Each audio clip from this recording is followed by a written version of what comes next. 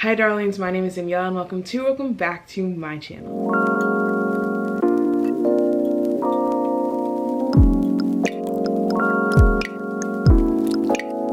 Today's video, I will be talking about all of the TV shows I watched in January, the movies I watched in January, and the books I watched in January. So first of all, we're gonna start off with the books I read because I only read 2 books in January.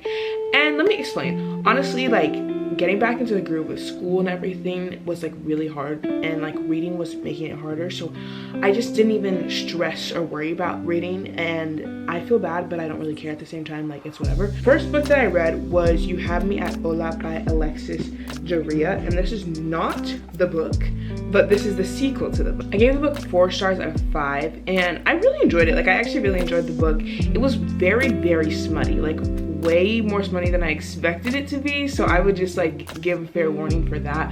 But honestly, really enjoyed it, and yeah, I would definitely recommend it. I started reading another book in January. It's actually a Christmas gift that I got, and it is Love in Color by Bolu Babalola. I have wanted to read this book for so long. I've been following Bolu on Twitter for like forever. My sister like recommended her to me because I started watching New Girl, and I literally like loved all of Bolu's takes on like everything. Like, she's just hilarious and I love her. And so I started reading it and I've been really, really loving it. It's such a good book. I genuinely have never read love written like this before. It's like, oh my gosh, it makes me like believe in love again. Like, it's so beautiful, just all consuming, and like Bolu's an amazing writer, and I'm really excited for everything else that she is going to write. I know she's dropping another book this year, and I'm asking for that for Christmas again, so I'm really excited. But I just haven't finished this book because this is an anthology like book, so it's like short stories, and I think it just kind of threw me off because I've never read an anthology book before, and I'm used to like sitting with the book and like sitting with the characters, getting to know the characters, and really love the characters. And with this, it's like I get to love a character and then it's completely over and I have to start off with a new one, so it's been taking me a little bit. So the second book that I actually finished this month was Kids Collection by Helen Huang. Gave this book 3 stars out of 5 stars on Goodreads, and honestly, I really like the premise of the book, but I feel like it kind of got lost in the details and kind of lost the plot a little bit for me, and I think the smut was just a little bit overdone, even though I know it's like an important part of the storyline. I read this book because I've heard so many good things about the Bride Test, so I was like, okay, I'm gonna read the Bride Test. But I did really enjoy it. Now for movies. I watched 6 movies in January, and a lot of them were rewatches. Started off the year by watching Hairspray 2007 version. I love Hairspray. I love a good musical. So I just rewatched Hairspray. Absolutely loved it. Watched it with my mom and she was enjoying it too. So that was really fun. And then I watched High School Musical because I've been watching, or I started watching the High School Musicals in the order that it is for my life. So High School Musical 1 is the 2nd semester of their junior year, and so I watched it January 1st because it starts on New Year's Eve, and it also 2nd semester of my junior year, so I'm really excited about that. Great movie, loved it. A classic. It really just is a classic. Then I rewatched Encanto. I don't know when. I watched it sometime in January again, but I don't know what day it was. So absolutely love Encanto. First time I watched it, wasn't the biggest fan. In my Letterboxd review, you'll see like how I was feeling it the first time, but We Don't Talk About Bruno, amazing song, and I really loved it. I enjoyed all of the Twitter like talk about it. Then I watched Insecure, the end, the documentary. It made me so emotional. I didn't cry at the series finale, but I did cry at this because it just like, it really was amazing. Insecure is amazing. I absolutely love Issa Rae. I love all of Insecure, the cast, the crew, the writing, everything. Wasn't the biggest fan of season 5, but that's okay because season 4 was an amazing season, and I absolutely loved it. I gave 5 stars because that's what it deserved. Then I rewatched Pride and Prejudice, and I gave it 4 out of 5 stars. This is a rewatch because I watched it so many times as a kid, but I haven't watched it since I like became a teenager and was like old enough to kind of understand things, and I absolutely love this. It's so funny to me that Mr. Darcy is Tom from Succession. Like, those 2 people are completely like, it breaks my brain. And my sister keeps ruining it for me because every single time like I would talk about something I loved about Mr. Darcy, she'd be like, but that's Tom Mom Scams. And I was like, stop. Because I need to just be able to enjoy things. But yeah, I really loved it. I appreciate it more now that I'm older. It's an amazing movie. Great love story. Absolutely love Jane Austen and her love stories. And so I really, really liked Pride and Prejudice. And last but absolutely, certainly, never to ever be thought of least, I watched La La Land for the first time. Now, before anyone comes after me, honestly, I don't really know why I haven't watched this movie. I just like hadn't gone around to it. Like, I watched bits and pieces of it, but I've just never fully sat down and watched the full movie. And let me tell you, I absolutely loved it. I enjoyed it so much. I gave it 5 stars. I have been listening to City of Stars for the whole entire week. It was such a beautiful movie. I mean, the color in the movie was absolutely amazing. The pacing by seasons I absolutely loved. The love story, the alternate ending at the end made my soul actually ache. Like my chest was hurting while watching that alternate ending. Like I could not deal with it, but I absolutely loved the movie. It was so good. Emma Stone, Ryan Gosling deserve. I don't make the rules, I just enforce them. And now for television. So this month I started off the month rewatching The Sex Lives of College Girls. I literally just wanted to rewatch it because I loved it so much, and I was like, let me just watch it again. Like, I just loved everyone.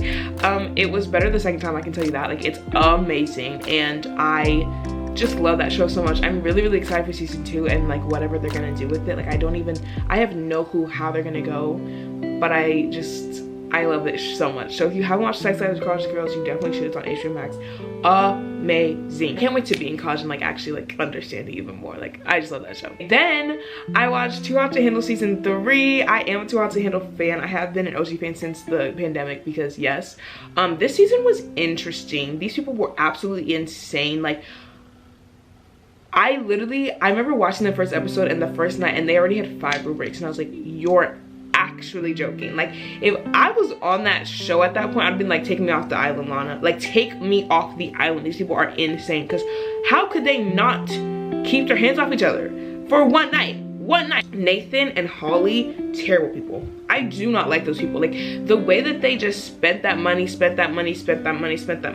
they broke the ultimate rule. These people were with $0. I have never in my life been so full of shock watching Too Hot to Handle. Like, it was absolutely insane. They did Truth and Jazz so dirty to me because like literally every time I was on Netflix Too Hot to Handle and the picture that they put up for me was Jazz, and so I was like, oh, okay, period. Dark and Black are like, yes, period, per. Why was this girl off by like the first 3 episodes? Y'all are foul. Y'all are sick. Y'all are twisted people. Like, it was dirty. And Obi and, was it Brianna? I didn't really like them. They were boring. So I just think they're kind of foul for that. I'm happy that it was Harry and Bo that won, because if Nathan had won, I would have been like, bro. I would have, that would have caused problems. But anyway, I enjoyed it.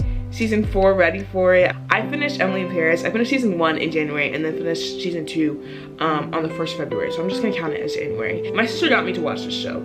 I was really mad at her because I literally was like, I'm not going to watch the show. Like, I'm not going to bring myself to this low status of watching this show. And she told me that there was a good looking guy on it and I watched the show. And was I disappointed? No, because Alfie's a great looking man. But that is not the point. I think it's fun. I think the plot is a little boring. I'm not even gonna lie. I think that Mindy's singing career shouldn't have been so important in season 2. I think that Gabrielle is a joke because he's playing Camille and Emily. I think Emily's fashion could be so much better if she took off those freaking biking gloves. Like, why is she wearing those? No. Why is she wearing those? They look absolutely ugly, disgusting, and they ruin every single outfit that she wears. Sylvie's a queen. Sylvie's a queen. I love Luke. I love Julianne. I love Pierre Cadron. Liked it. If there's a season 3, I will watch. I watched a great video about the fashion and how bad it was, which I will talk about. I think it's Mina. She made a great video about season 2, so I will just put that up on the screen and link it down below because I really enjoyed it. Next up, I'm going to talk about Cheer season 2. Absolutely loved it. Absolutely loved it. Trinity Valley Community College. Exactly. Them winning made me so happy. I was like, exactly, because they deserve it. I'm gonna root for the underdog. Navarro was annoying me. I will be seated for Cheer season 3 if that happens. I just really love that show. Like, I have never been able to be a cheerleader because I literally cannot do a cartwheel, but I love watching people flip in the air and the way that they get yelled at and the way that they just push themselves and put themselves to hit 0. It makes me excited for them. So absolutely love TVCC. Navarro, it's okay. You got next time. Euphoria season 2 so far. I don't know what the heck is going on. I'll talk about episodes 1 to 4 because that's what I've watched. Rue has overdosed. I really don't see her living past this. Like, what is happening with her? Cassie, she's actually hit rock bottom, and I'm scared because she was like, what you don't understand is that I am crazier to Nate. And I was like, girl, Are you really? Because Maddie is going to kill you and you're so scared that you threw up on her. Maddie being like, marry me, have my babies. Like that scene? Like, I love that scene so much. I don't know why. Kat, I feel absolutely terrible for. Lexi, my actual queen. I love Lexi so much. She's my favorite character. Deserves so much more screen time. I need her and Fez together way more. Jules and Ellie, y'all are two-timing, conniving, terrible people. I do not like you. Jules, I feel a little bit more bad for, but Elliot, kick him to the curb. Also, Rue being rude to Ali and weaponizing his trauma against him actually made me hate Rue even more, and I never liked Rue from the start, so that was really big for her to do. Why did Cal get a whole backstory before Lexi got a backstory episode? That is my issue. But also, Sam Levinson in the like after Euphoria thing was like, one of the things I love most about the show is being able to sort of provide more context why someone is the way they are. Someone may have hated the character of Cal before this opening, but that backstory was always a part of him. It just wasn't something we knew. So any empathy gained for him becomes more of an indictment about our lack of imagination than anything else. I feel like that's very disgusting and very foul to say, because Cal's an absolute disgusting man. He's literally a pervert.